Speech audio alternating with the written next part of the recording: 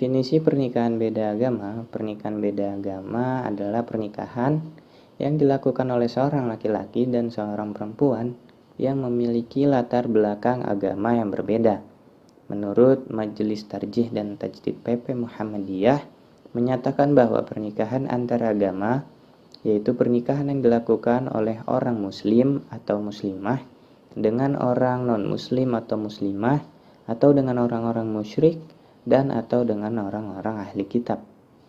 Pernikahan beda agama memang pada dasarnya pernikahan yang dilakukan oleh dua orang, yaitu laki-laki dan perempuan, yang memiliki latar belakang agama yang berbeda, maka disebutlah pernikahan beda agama atau nikah beda agama.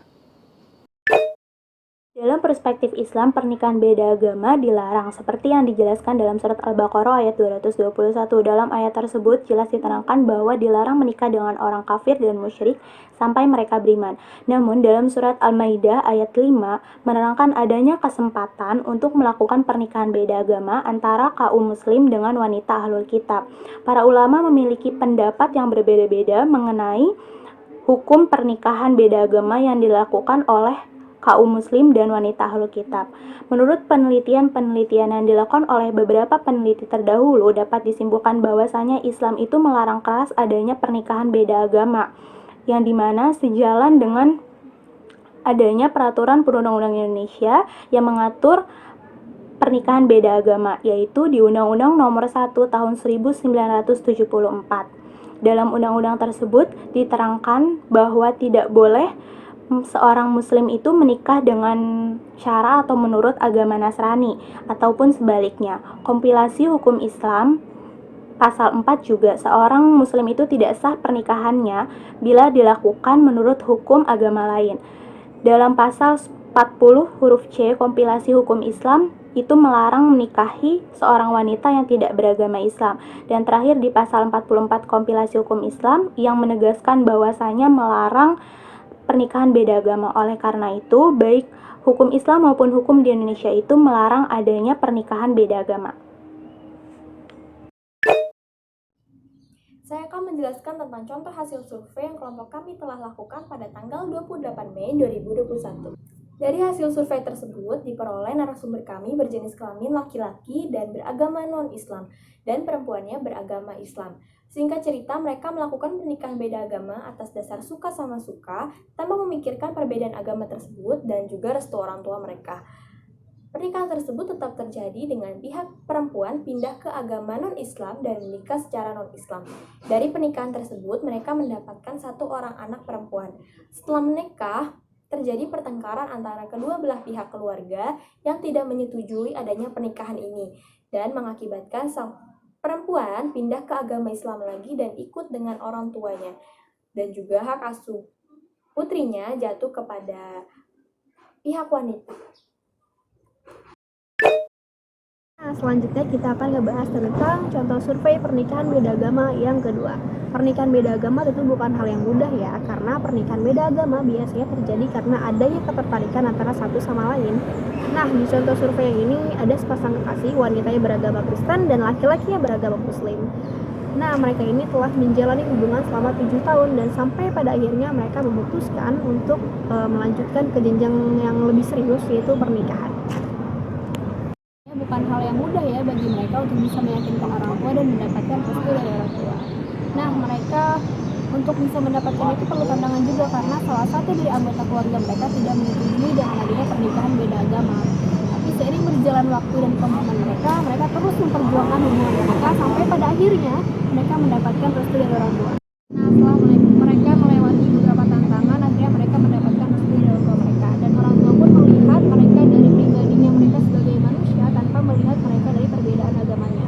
Akhirnya mereka menikah meskipun mereka keluarga negaranya adalah Indonesia, tapi pasangan ini memutuskan untuk menikah di Australia karena bagi mereka menikah di Australia itu lebih mudah dibandingkan di Indonesia. Selanjutnya adalah kelebihan dan kekurangan pernikahan beda agama. Kelebihan pernikahan adalah bentuk menyatukan dua orang yang saling mencintai, saling memahami, dan tidak ingin kehilangan satu sama lain. Tetapi dalam Islam, ada batasan-batasan yang harus dijaga agar keluarga yang dibentuk dapat menjadi keluarga yang sakinah, mawadah, dan warahmah. Salah satu batasannya adalah perbedaan agama. Jika dilihat dari berbagai aspek, ada banyaknya kekurangan yang akan dihadapi oleh kedua belah pihak. Salah satu batasannya adalah perbedaan agama.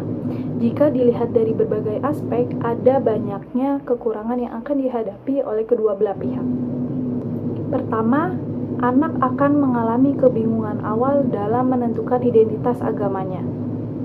Lalu kedua, pasangan akan tumbuh dalam keadaan yang skeptis dan statis dalam masalah keyakinan.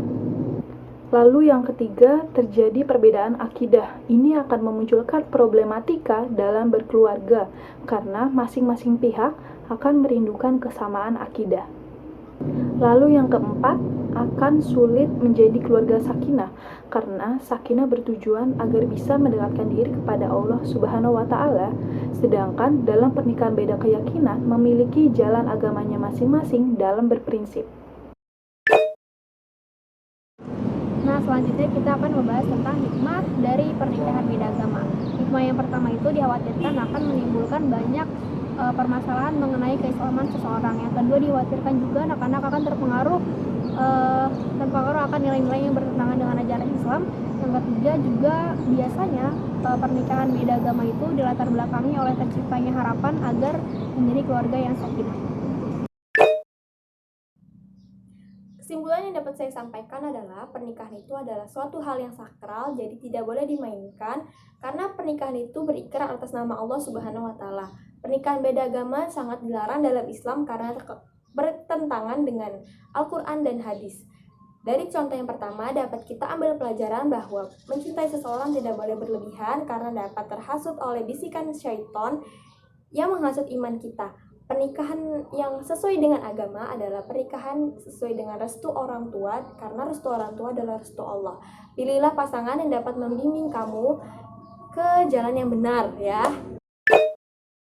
Dari pernikahan beda agama adalah pernikahan beda agama tentu bukan hal yang mudah untuk dijalankan karena pada dasarnya pernikahan bukan hanya menyatukan dua insan tetapi juga menyatukan dua keluarga dengan latar belakang yang berbeda.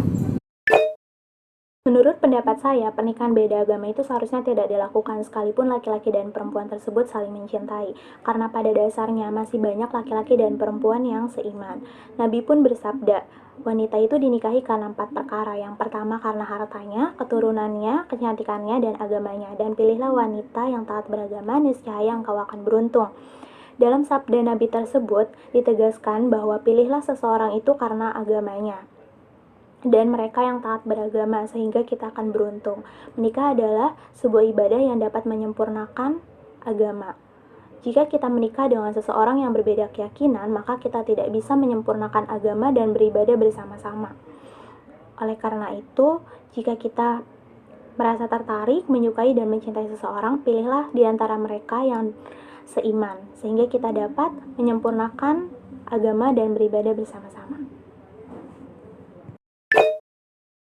Jadi kesimpulannya menurut saya pernikahan itu bisa dilangsungkan jika keduanya saling mencintai dan saling menyetujui, tetapi dalam konteks beda agama, saya berpendapat bahwa lebih baik tidak dilanjutkan hingga jenjang pernikahan, karena pada dasarnya dengan mengesampingkan agama mereka masing-masing, maka akan banyak mudorotnya dalam kehidupan berkeluarga. Tetapi jika pilihan untuk menikah tetap diambil dan dilanjutkan, maka akan lebih baik untuk mencari solusi dalam menghadapi resiko atau problematika yang akan muncul di kemudian hari.